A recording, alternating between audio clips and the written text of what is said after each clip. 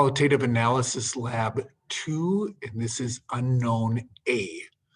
So I have a test tube right here, and in this test tube, so I better show you that test tube. It looks like a clear solution, but in that test tube is magnesium, calcium, strontium, or barium, and it actually could be 1, 2, 3, or all 4 of these ions.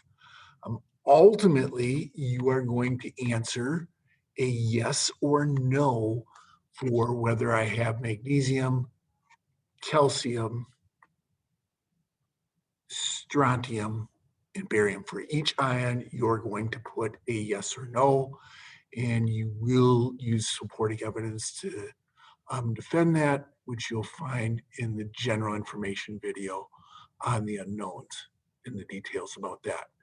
You're going to follow your flow chart, first adding OH minus to separate one ion, then adding CrO4 O minus 2 to separate the next possible ion, SO4 minus 2 to separate the next possible ion, and CO3 minus 2 to separate the next possible ion. Notice the order of separation of these ions is not identical to the order in which the yes nos appear on page 5 or 6. So be careful with that. All right, let's go to full screen so you can see this, and we'll stop our share and we will take a look. All right, first thing I'm going to do is grab my unknown right here, and I am going to make this so you can see this a little bit better. I am going to add, the first step, I add OH minus. All right, I got to grab this here, and I am going to add 10 drops.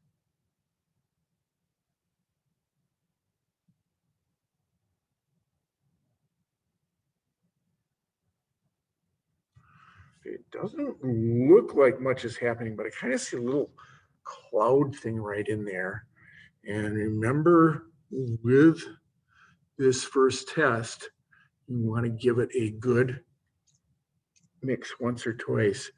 And now it looks like a gel. I don't know if you can see those bubbles in there, almost like fish egg consistency. And it definitely looks like a positive response for precipitate formation. I'm going to put this in the test tube. I'm going to put it in a centrifuge. I'm going to balance it with another one across the way. I'm going to spin that one around pretty good. This gel sometimes it's a little fussy and it doesn't separate well. So I'm going to do this one a little longer than I might with some others. And let's see where this takes us. Oh, I have a list system here. Looking for that. All right, I think we're going to be good. So let's try this. Slow it down. And okay, that looks like my blank. Let's try this.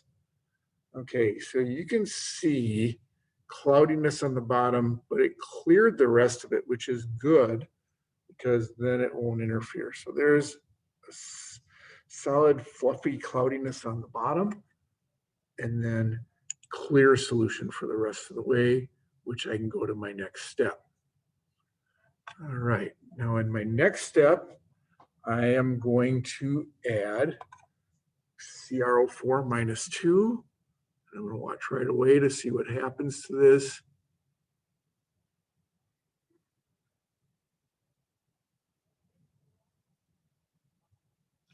I think there's some obvious cloudiness with that second step compared to a blank solution. And I'm going to just give it a quick mix.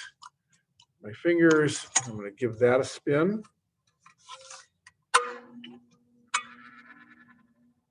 Sure it's balanced.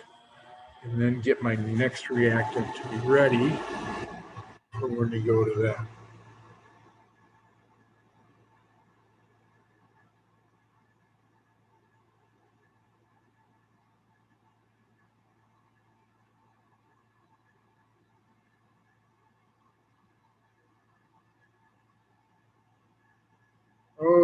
Okay, I think that's going to be good.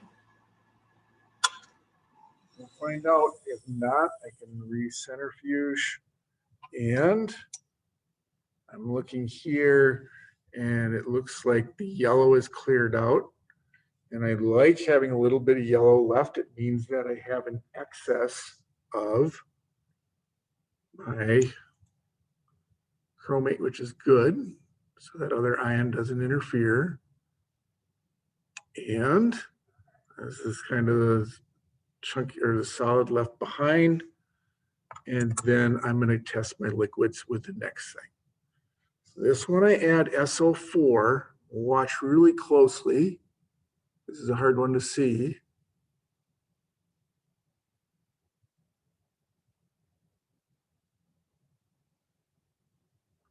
Add 2 or 3 extra drops, which I did.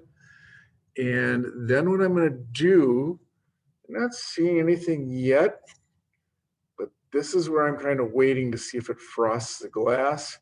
And I think I'm just going to throw it in the, mix it around and throw it in here to see if that frosts the glass.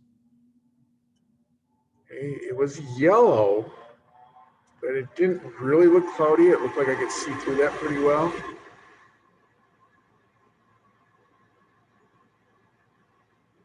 And I'm just going to spin that around. Kind of quiet because I don't have anything wise to say at the moment. So I think I'll just watch the centrifuge go around, and oh my, I'm getting dizzy watching that centrifuge go around. Whoa, it's spinning fast. Okay, enough with that. That just gives it a little extra time. Now, usually when I get a negative reaction, I don't centrifuge, but I always like to centrifuge that third step because sometimes it's a delayed effect. And, you know, compared to a clear solution, I mean, there's a color of yellow in clear, but it looks like they're pretty much equally transparent, except for the yellow color. You can see through them. So it does not frost the glass in my view right here. And again, I really don't see any need to transfer it to another test tube. I don't see any cloudiness on the sides of the test tube. So I'm going to go right to the next step where I add the CO3. And again, I'm looking for cloudiness right away as I add that.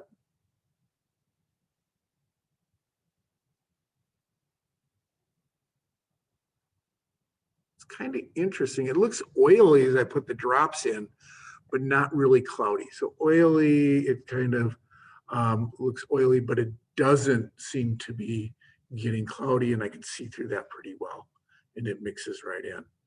So there's not really any cloudiness. I added the drops, oily but not cloudy, and there's no cloudiness in that solution right now. So those are the 4 tests for unknown A.